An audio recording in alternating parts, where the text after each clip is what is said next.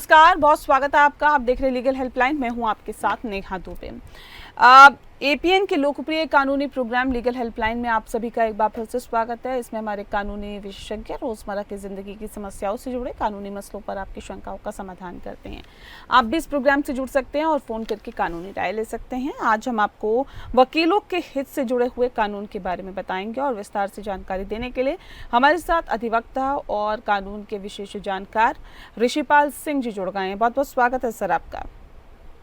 नमस्कार जी, तो ऋषिपाल जी, आपको इस विषय से संबंधित बहुत सारी जानकारी आज हम देने वाले हैं कि वकीलों के क्या हित होते हैं और क्या कानून उनके लिए है, कैसे अपनी आवाज़ को और ज़्यादा मुखर वो कर सकते हैं। इस विषय पर अगर आप भी चाहते हैं तफसील से जानकारी लेना तो आप हमें कॉल कर सकते हैं। फ़ोन लाइंस खुल चुकी हैं, नंबर्स आपको दिखा देते हैं टीवी स्क्रीन पर। 0120612793 पर कॉल करें या फिर 0120612793 पर भी आप हमें कॉल कर सकते हैं। वकीलों के हितों से जुड़े हुए कानूनी प्रावधान अगर आपको चाहिए तो पूछना तो आप हमें कॉल कर सकते हैं। नंबर्स टीवी स्क्रीन पर फ्लैश हो रहे हैं और ऋषिपाल सिंह जी हमारे साथ लगातार जुड़े हुए हैं, जो बहुत ही विस्तार से, बहुत ही तफसील से आपको जानकारी देंगे और आपको बताएंगे वकीलों के हित और उनके कानूनों के बारे में। दरअसल सबसे पहला सवाल मेरा ऋषिपाल जी यही है कि वकीलों के कल्याण निधि अधिनियम का मुख्य उद्देश्य क्या है, क्या इसका मोटिव रहा और ये वकीलों के हित में कैसे काम करता है, विस्तार से बताएं। सबसे पहले ये आपको एडवाइस होगी, आपको धन्यवाद देता हूँ कि आज आपने प्रोग्राम रखा है, जिस प्रोग्राम में ये खुद वकीलों की सबसे इम्पोर्टेंट जो अरेंजमेंट है एडवोकेट वेलफेयर के लिए जी, वो अपने आप में इम्पोर्टेंट कि जो एडवोकेसी है वो अपने आप में जो प्रोफेशन है वो अपने आप में एक ऐसा प्रोफेशन है और प्रोफेशन से अलग है, जिसका मोटिव ये होता है कि जो आदमी एडवोकेसी कर रहा है वो इनकम करने के लिए नहीं, बल्कि वो एडवोकेसी जो की जा रही है वो लोगों की सेवा करने के लिए, सहायता करने के लिए की जा रही है। और जब किसी प्रोफेशन की स्थिति ये होती है तो ऐसी स्थिति में आपने जैसे जाना होगा, हमारे देश में जो एडवोकेसी, जब कोई व्यक्ति एडवोकेसी करता है, शुरुआत में जब वो एडवोकेसी को ज्वाइन करता है तो पहले कुछ वर्षों में जो एडवोकेसी को ज्वाइन करते हैं, पहले जो पिछले 4-5 के पहले वर्ष होते हैं उनके अंदर बहुत कम क्लाइंटेज उनके पास होती है या ना के बराबर होती है। ऐसी स्थिति में जब प्रारंभिक स्थिति होती है और उनको सरवाइव करना होता है तो उनके लिए भिन्न समय पर अलग अलग प्रकार की योजनाएं जो बनाई गई है, कई सारे वेलफेयर फंड बनाए गए हैं, कई सारी वेलफेयर स्कीम बनाई जाती है जो कि स्टेट के द्वारा भी होती है, जो बार काउंसिल्स होती है उनके द्वारा भी होती है और जो बार एसोसिएशंस होती है उनके द्वारा भी होती है। डिस्ट्रिक्ट बार एसोसिएशन भी काम करती है और हाईकोर्ट बार एसोसिएशन काम करती है। और इसके अलावा जो हर स्टेट के बार काउंसिल्स हैं तो बार काउंसिल भी बहुत सारे ऐसे वेलफेयर फंड्स को बनाती है जो कि उनके वकीलों के वेलफेयर के इस्तेमाल हो सकते हैं। एग्जाम्पल के लिए मैं आपको बता दूं, जैसे सबसे बड़ा जो वेलफेयर फंड जो इस्तेमाल होता है वो बड़ी बड़ी लाइब्रेरीज बनती है, लीगल लाइब्रेरीज होती है जिसके अंदर एडवोकेट्स के पास एक्सेस होता है कि जिनके पास प्राइवेट एक्सेस नहीं है लाइब्रेरी को यूज करने का, तो वो उन लाइब्रेरीज में जा सकते हैं और वो अपने केसेस को तैयार कर सकते हैं। इसके अलावा और जो बेनिफिट्स होते हैं वो मेडिकल फैसिलिटीज के बेनिफिट्स होते हैं और बहुत सारे बेनिफिट्स होते हैं। तो इनके लिए विशेष फंड की जो है हमेशा आवश्यकता होती है और वो विशेष फंड जो है वेलफेयर फंड जो है बनाया जाता है। उसके लिए विशेष एक्ट को जो है 2001 में लाया गया कि एक ऐसा फंड बनाया जाए जिससे कि वेलफेयर जो एडवोकेट्स हैं उनका वेलफेयर हो सके। मैंने आपको बताया इसलिए इम्पोर्टेंट है और प्रोफेशन से अलग ये प्रोफेशन है क्योंकि इसके अंदर जो मोटिव है वो लोगों की सेवा करना है। तो जब जो लोग लोगों की सेवा कर रहे हैं तो ऐसी स्थिति में उनका अपना वेलफेयर भी देखना सरकार की अपने आप में जिम्मेदारी बन जाती है। जी, सर ये बताइए कि वकीलों के कल्याण निधि में कौन से वकील शामिल हो सकते हैं और इसके लिए क्या योग्यताएं होनी चाहिए? देखिए, जो एडवोकेट वेलफेयर फंड, जैसे आप दिल्ली में अगर रहते हैं तो दिल्ली में एक चीफ मिनिस्टर वेलफेयर फंड है हमारी दिल्ली के अंदर, जिसके अंदर फॉर एग्जांपल के इसमें 50 करोड़ रुपए जो है वो प्रीमियम के तौर पे इंश्योरेंस कंपनी को दिया जाते हैं कि जितने भी जो Delhi bar council of Delhi के जो वकील हैं, बार काउंसिल ऑफ दिल्ली के वकील, लेकिन जैसे अगर हम इसकी बात करते हैं जो सीएम वेलफेयर फंड है तो दिल्ली में रहने वाले जितने वोटर्स हैं और वो वोटर्स बार काउंसिल के मेंबर है तो उनके सबके जो सबका इंश्योरेंस है, ग्रुप इंश्योरेंस जो है वो सीएम वेलफेयर फंड से होता है, जिसमें जो कि एडवोकेट वेलफेयर फंड में ट्रांसफर होता है और वहां से प्रीमियम जाता है।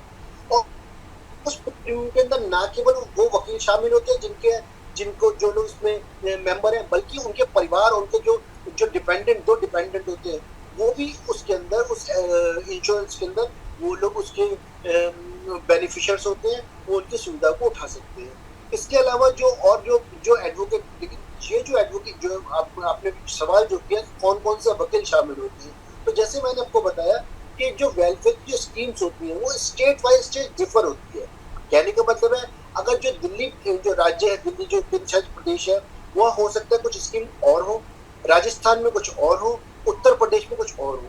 तो वहाँ की जो स्टेट गवर्नमेंट है और वहाँ की बार काउंसिल्स है, वो अलग अलग अपनी आवश्यकताओं के हिसाब से अलग अलग जो है स्कीम बनाती है। और कुछ कई बार स्कीम ऐसी होती है कि उन स्कीमों के अंदर हम देखेंगे ये बार काउंसिल को स्टेट की हो गई। इसके बाद इसके अलावा कुछ स्कीम होती है जो विशेष तौर पे वहाँ के एसोसिएशंस बनाती है। जैसे मान लीजिए इलाहाबाद हाई कोर्ट की कोई एसोसिएशन है, या दिल्ली के अंदर दिल्ली हाई कोर्ट की एसोसिएशन है, वो उसके अलावा वेलफेयर की कुछ स्कीम्स बनाएंगे जिसके अंदर जो केवल उसी के मेंबर है, जैसे जो Delhi high court bar association के मेंबर है वही केवल सुविधा उठा सकते हैं। ऐसे ही सुप्रीम कोर्ट बार एसोसिएशन के जो मेंबर है, क्योंकि ये एसोसिएशन है और एसोसिएशन के अंदर जो लाभ उठाने वाले जो लाभार्थी होते हैं, वो लाभार्थी उस एसोसिएशन के मेंबर ही हो सकते हैं। तो जो आदमी, जो वकील उस एसोसिएशन का मेंबर होता है, केवल उसको अधिकार है कि उससे संबंधित जो भी सुविधाएं, क्योंकि वो व्यक्ति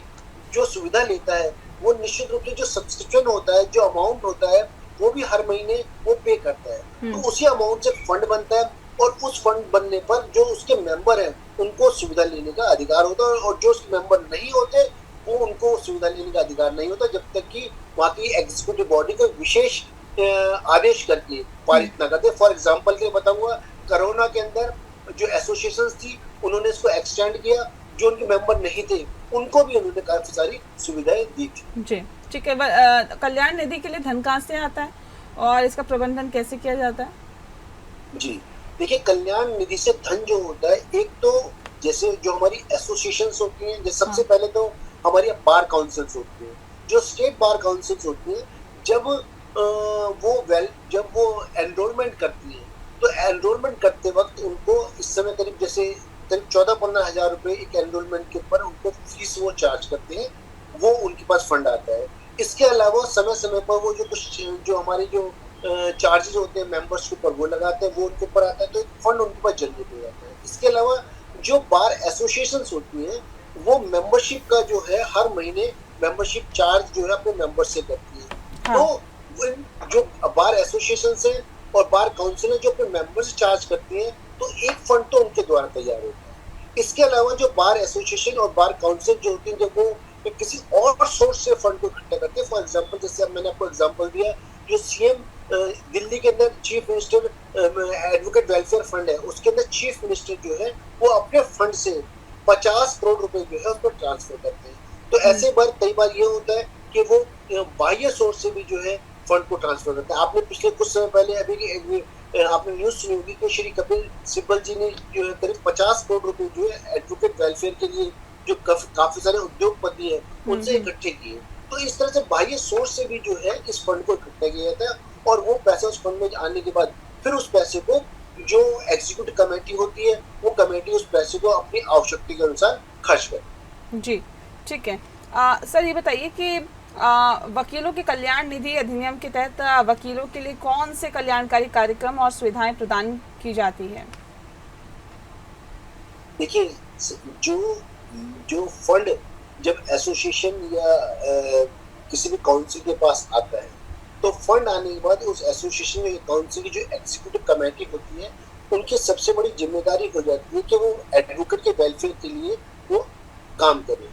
और एडवोकेट का वेलफेयर, जैसे मैंने आपको बताया था कि हर एक जो एसोसिएशन या हर एक राज्य में, क्योंकि उनकी आवश्यकता एडवोकेट्स की आवश्यकता डिफर होती है, ऐसे ही उन आवश्यकताओं के आधार पर उन कामों को बनाया जाता है। लेकिन सामान्य कुछ आवश्यकताएं जो होती है, तो सबसे पहली जो आवश्यकता होगी, जो अक्सर डिमांड होती है, वो होती है कि वकीलों का जो इंश्योरेंस है वो इंश्योरेंस कराया जाए। जिससे हमारे दिल्ली के अंदर बहुत लंबे समय से डिमांड रही, तो पिछले करीब 4 साल से 3-4 साल से लगातार जो चीफ मिनिस्टर है वो ही पूरी दिल्ली के जितने एडवोकेट्स हैं उन सारे एडवोकेट्स का प्रीमियम जो है उस फंड से आता है, यानी किसी एडवोकेट को अलग से फंड देना नहीं पड़ता। वो सबसे बड़ा लाभ जो है उनको इंश्योरेंस के रूप में दिया जाता है, और 10 लाख रुपए तक का जो एडवोकेट्स हैं उनको बीमा का जो है सुविधा दी जाती है, जो कि प्रीमियम उन एडवोकेट्स को पे नहीं करना पड़ता, वो सरकार ही पे करती है। जी इसके अलावा जो दूसरा जो लाभ है, जो एक आप भी समझते हैं कि एडवोकेट के लिए सबसे बड़ी आवश्यकता होती है, वो होती है एक रेगुलर एक बहुत अच्छी लाइब्रेरी। तो लाइब्रेरी की जो सुविधाएं होती है वो इस फंड से लाइब्रेरी की जो सुविधा, और आजकल ई लाइब्रेरी जो है, इलेक्ट्रॉनिक लाइब्रेरी, और जो इंटरनेट है और वाईफाई है, ये सारी सुविधाएं जो है ये बार काउंसिल या बार एसोसिएशन जो है अपने मेंबर्स के लिए प्रोवाइड करती है। इसके अलावा एक लाभ ये भी होता है, बहुत सी जगह हमने ये देखा है कि जो सस्ते तौर पे जो उनकी आवश्यकता है या जो उनकी कैंटीन है, उस कैंटीन को में भी अंदर फंडिंग होती है, और उसके अंदर भी जो एडवोकेट्स मेंबर्स होते हैं उनके लिए जो कम दामों के ऊपर खाना भी उपलब्ध होता है। तो बहुत सारी बेसिक जो सुविधाएं होती हैं। इसके अलावा एक बहुत इम्पोर्टेंट जो पॉइंट होता है, कई बार जो एडवोकेट्स हैं उनका कभी उनका एक्सीडेंट हो जाता है, या बहुत बार ऐसा भी होता है कि जो अधिवक्ता है उनकी मृत्यु हो जाती है। तो ऐसी स्थिति में जो अधिवक्ता जिनकी मृत्यु हो जाती है, जिनके पर आकस्मिक मृत्यु होने पर उनके पास कोई फंड नहीं होता, उनका परिवार जो है वो आर्थिक समस्या को झेल रहा होता है, या कोई ऐसी बड़ी बीमारी उनको हो जाती है, तो ऐसी स्थिति में भी जो फंड उनके पास होता है, उस फंड को जो मृतक परिवार है, जो उनके एलआर है, उस फंड में से एक राशि जो कि एग्जीक्यूटिव कमेटी तय करती है, कहीं पर 2 लाख, कहीं पर 4 लाख, कहीं पर 5 लाख, वो भी फंड जो है उन परिवारों को, उन एलआर को दिया जाता है। इसके अलावा गंभीर बीमारी की स्थिति के अंदर भी जो पैसा है मेंबर्स को दिया जाता है। तो ये सारे लाभ सुविधाएं दी जाती है। ठीक है, बड़े लाभ है जो कि उनको उठाए जाते हैं। ठीक है सर, ये बताइए कि कल्याण के प्रशासन और प्रबंधन के लिए जिम्मेदार कौन होता है? ये जो कल्याण निधि के प्रशासन और प्रबंधन के लिए जिम्मेदार कौन होता है? इसकी देखरेख कैसे की जाती है जो निधि होती है? जी जी जी, देखिए जो ये वेलफेयर फंड बनता है, जैसे मैंने आपको बताया, सबसे पहले ही वेलफेयर फंड सबसे निचले स्तर पर बात करते हैं। तो जो बार एसोसिएशन है, डिस्ट्रिक्ट कोर्ट है, डिस्ट्रिक्ट कोर्ट की जो बार एसोसिएशन होती है उनके पास एक फंड डेवलप होता है, फंड आता है उनके पास वहाँ की। और ये भी आपको पता होगा कि हर डिस्ट्रिक्ट कोर्ट के अंदर हर 2 साल के बाद, एक समय के बाद जो है इलेक्शंस होते हैं, और वहाँ की एग्जीक्यूटिव बॉडी जो है वो नियुक्त होती है, एग्जीक्यूटिव बॉडी चुनी जाती है। वो एग्जीक्यूटिव बॉडी जो है वो ये तय करती है कि ये जो फंड उनके पास आ रहा है, या फंड उनके पास जो पहले से जमा है, इस फंड का किस प्रकार से इस्तेमाल किया जाना चाहिए, कौन कौन से ऐसे क्षेत्र हैं जहाँ पर इस फंड का इस्तेमाल किया जाना चाहिए, और कौन से ऐसे क्षेत्र में और आवश्यकता है जहाँ पर उस फंड को जनरेट कर सकते हैं। तो सबसे इम्पोर्टेंट जो होती है, जो बार एसोसिएशन की जो एग्जीक्यूटिव कमेटी होती है उसको अधिकार होता है। इसके बाद जो माध्यम हम बात करते हैं वो होता है हमारा बार काउंसिल। बार काउंसिल के अंदर जैसे दिल्ली के अंदर 25 मेंबर है बार काउंसिल के अंदर, और उस बार काउंसिल के अंदर भी जो कमेटी होती है जो फंड को रिलेट से, जो उस 25 मेंबर के अंदर ही कुछ सब कमेटियां बनती है। उन सब कमेटी में कुछ कमेटी ऐसी होती है जो एनरोलमेंट संबंधित होती है, कुछ और कामों से होती है, और कुछ ऐसी होती है जो फंड से रिलेटेड होती है, फंड का इस्तेमाल कैसे किया जाए। तो वो बार काउंसिल के अंदर कमेटी होती है, एक एग्जीक्यूटिव कमेटी होती है जो उस फंड को इस्तेमाल करने की जिम्मेदारी, इसमें पूर्ण रूप से जो जिम्मेदारी होती है, इसमें सरकार की भागीदारी, फंड को इस्तेमाल करने में सरकार की भागीदारी नहीं होती, ना ही कोर्ट्स जो होते हैं या जजेस उनकी कोई भागीदारी होती है, या तो बार एसोसिएशन या बार काउंसिल उनके द्वारा जो चुनी हुई जो एग्जीक्यूटिव कमेटी होती है वही प्रबंधन करती है, और वही इस फंड को आगे बढ़ाने की जिम्मेदारी उनकी होती है, और वो सारा जो ध्यान है उनके द्वारा दिया जाता है। ठीक है सर, ये बताइए कि कल्याण निधि अधिनियम की अपील और शिकायत निवारण प्रक्रिया क्या रहती है? देखिए ये भी प्रक्रिया जो है ये भी एक इन हाउस प्रक्रिया है। जैसे मान लीजिए कोई मेंबर है, अगर उस मेंबर को अगर कोई मेंबर कहता है कि भाई अगर कोई स्कीम ऐसी बनी हुई है कि मृत्यु होने पर एक व्यक्ति को उसके परिवार को 5 लाख रुपए 3 लाख रुपए दिए जाएंगे, और ऐसी स्थिति में कोई व्यक्ति उसको डिमांड करता है और या उसे एलआर डिमांड करते हैं, और वो जो एग्जीक्यूटिव कमेटी है उससे संबंधित कोई अधिकारी है उस पैसे को रिलीज नहीं करता, तो ऐसी स्थिति में उस जो वहाँ के बार एसोसिएशन है वहां पर एक इनाउंस कमेटी होती है, वहां पे आप उसकी कंप्लेन कर सकते हैं। हम्म। इसके अलावा बार काउंसिल में आप उसकी कंप्लेन कर सकते हैं। और इसके अलावा अगर मान लीजिए कोई स्कीम ऑलरेडी कोई, क्योंकि बार एसोसिएशन की सोसाइटी लगता है, कोई स्कीम है, अगर वो ऑलरेडी स्कीम है और उसमें और लोगों को सुविधा दी जा रही है और एक किसी खास व्यक्ति को सुविधा से वंचित किया जा रहा है, तो ऐसी स्थिति में उसको ये भी अधिकार होता है कि संबंधित डिस्ट्रिक्ट कोर्ट के पास अंदर या संबंधित जो हाई कोर्ट है वहां पे पिटीशन लगा सकता है, क्योंकि इक्वालिटी बिफोर लॉ, सबको कानून के सामने बराबरी का अधिकार है। अगर कोई सुविधा औरों को दी जा रही है और किसी व्यक्ति को नहीं दी जा रही, तो ऐसी स्थिति में वो न्यायालय के दरवाजे भी खटखटा सकता है और वो सारी सुविधा ले सकता है जो अन्य लोगों को दी जा रही है। ठीक है, ये बताइए कि वकीलों के कल्याण निधि अधिनियम के तहत वकीलों को कौन से वित्तीय लाभ प्रदान किए जाते हैं? वित्तीय लाभ, जैसा कि आपने कुछ बताया भी है। हाँ हाँ हाँ, वित्तीय लाभ में जैसे सबसे इम्पोर्टेंट ये भी है कि वित्तीय लाभ में कई बार ऐसा होता है कि किसी परिवार वाला, कोई उनका जो निजी परिवार वाला या खुद वकील जो है वो किसी गंभीर बीमारी से ग्रस्त हो जाता है, तो ऐसी स्थिति में एक बड़ा अमाउंट उनको सहायता के रूप में वित्तीय लाभ के रूप में दिया जाता है। बड़ा अमाउंट, 1,00,000, 2,00,000, 3,00,000 रुपए तक। या अगर मान लीजिए किसी की मृत्यु हो जाती है तो भी वहाँ पे स्कीम होती है कि उनको एक बड़ा अमाउंट जो है दिया जाता है।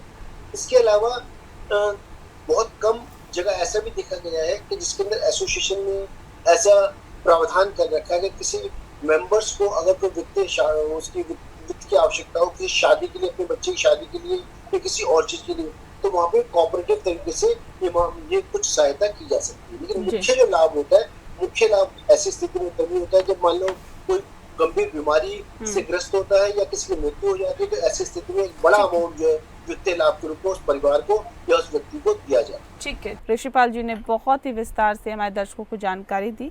अब आगे हम जानकारी ऋषिपाल जी से लेंगे, लेकिन सर सबसे अब ये बता दीजिए कि वकीलों के कल्याण निधि अधिनियम के तहत वकीलों को कौन से वित्तीय जो प्रावधान है ये तो आपने बताया ही है, लेकिन वकीलों के कल्याण निधि अधिनियम के क्रियान्वयन में चुनौतियाँ क्या आती है ये भी बताइए, और कैसे इन्हें दूर किया जाता है?